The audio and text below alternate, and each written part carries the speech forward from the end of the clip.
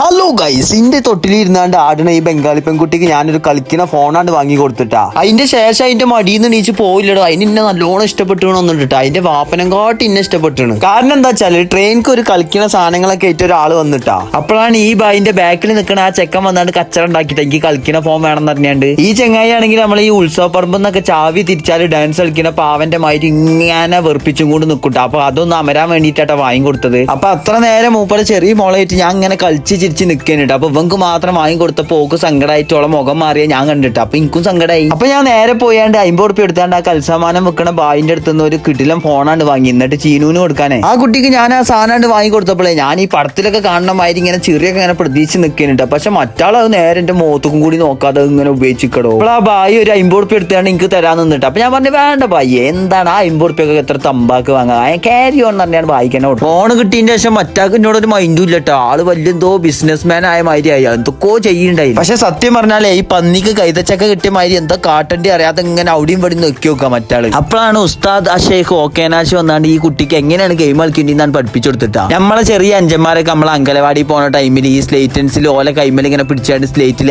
ആന്ന് പറഞ്ഞ എഴുതി പഠിപ്പിക്കൂല. അതേമാതിരിടാ പഠിപ്പിച്ച്. അങ്ങനെ ഒരു 2-3 മണിക്കൂർ കഴിഞ്ഞ് പോയപ്പോണ്ട് ഈ പഞ്ചായത്ത് പ്രസിഡന്റ് ഒക്കെ പേപ്പർമേൽ സീലടിക്കണ മാതിരി ഇങ്ങനെ കുത്തുണ്ട് ഫോൺമേല്. സാധനം കണ്ട് വാങ്ങിയപ്പോൾ ആള് ഫുള്ള് കംപ്ലീറ്റ് ആക്കാനായിട്ട് എന്റെ ആദ്യത്തെ വിദ്യാർത്ഥിനിയാണ്.